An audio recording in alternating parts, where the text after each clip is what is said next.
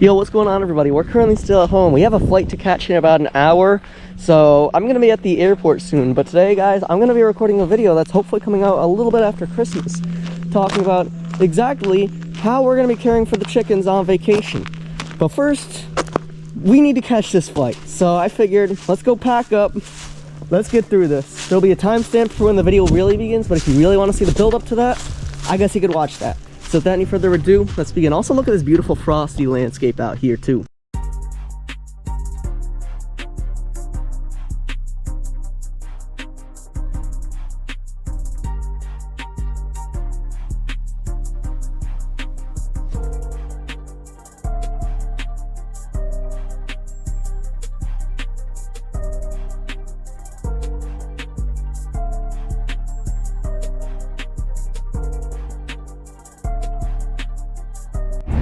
Nah, bro, so we just like landed, bro. I have some more to talk about later, but as y'all can see, we got mountains over here too. We got these cool little palm trees, bro.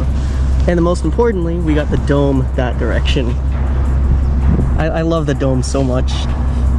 Maybe one day I can get something on there, I don't know. But there's the dome down there. You can kind of see it. But it is surrounded by some trees.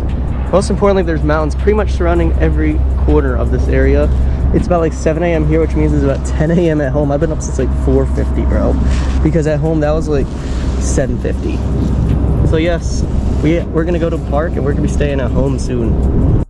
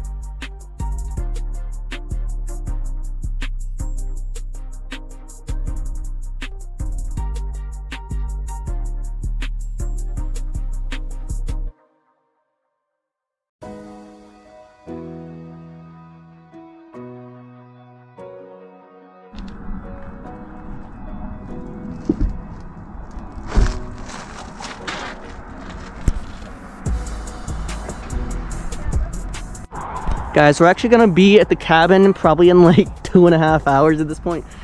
We're chilling over here in Utah right now, bro. We ain't nowhere near the farm right now. Sun is setting, and literally I was taking a hike. It was like 64 degrees. That was 30 minutes ago. 30 minutes later, it's already 44 degrees. It's getting chilly, so we need to get back to the cabin ASAP. This better not suck when I look at it at home.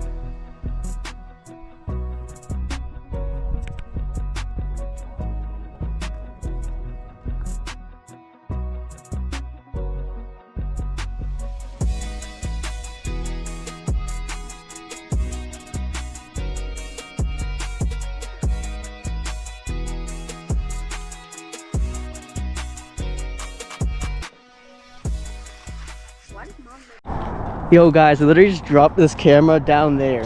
Like, it literally fell like 30 feet. The screen is shattered, but the display is still working somehow. Yeah, we're no longer in Utah no more. We're in Arizona now, so. Alright, so here we are at a rental house right now. Not at home. After all that, this is not a cabin. I said we'd go back to the cabin, but let me just be honest with you, when we were at the cabin, it was so cold, like, I couldn't, oh, there was a Cybertruck that just went down the road, of course. But in all seriousness though, it was like 6 degrees at the cabin when we got home after all that hiking. So like, there was times where it was like 5 degrees at night, and right now, it's Friday. And as I'm speaking right now, back at home, we already have 2 inches of snow waiting for us. So I'm looking forward to coming home and seeing that. But let me just say, this is a really nice place. As you can see, some nice tropical plants here, and they get a foot of snow a year here, so it's pretty interesting, I must say. But in all seriousness though, let's talk about chickens. How are they doing right now?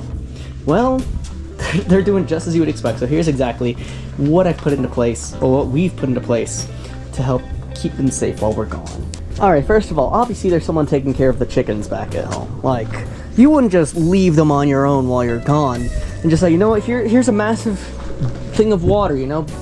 Once it's gone, and there's nothing else you can do about it. Nope, there's someone taking care of the chickens, obviously.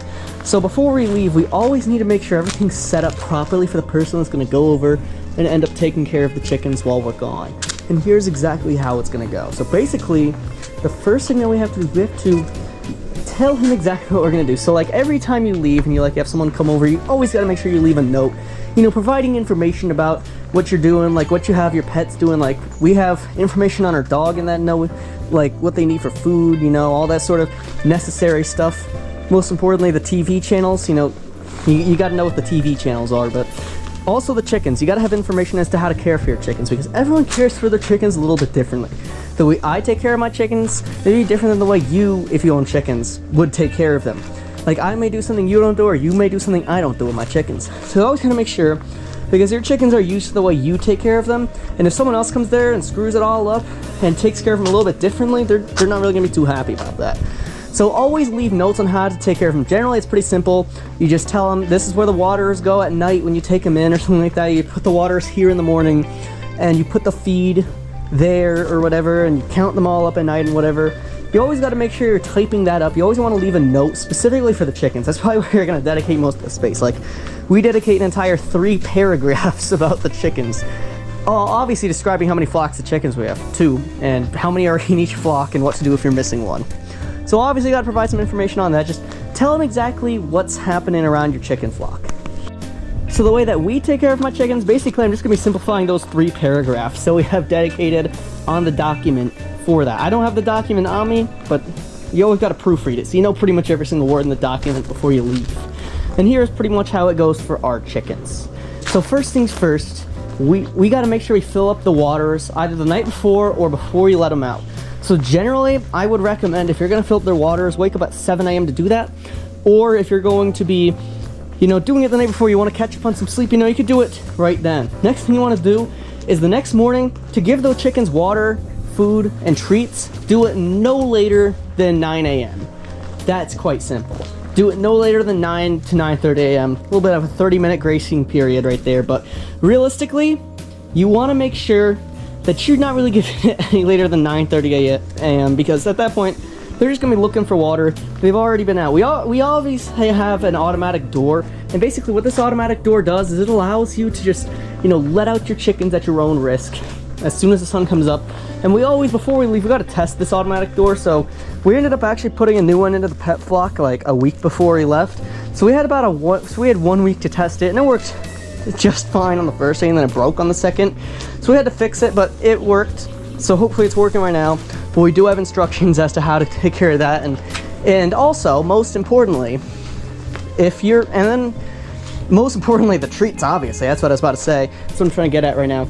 The treats are located in the fridge, and we have like a whole list as to what it is. I don't remember off the top of my head, but I know it's lettuce, and all those other treats that I usually give. You might have checked out my Thanksgiving video, and by the time this is up, my Christmas video. It has all the treats. There might be a few less, but generally that's all the treats we give to our chickens. We do it once a day, as soon as you bring out the food and water, and the chickens know where to go for that. Do it right at the top of the yard. Next, most importantly, this is for real this time, count them at night. You want to do a little bit of a roll call. You don't have to know the name of the chickens, just know the number in each flock, which is 8 in the pet flock and 28 in the farm flock.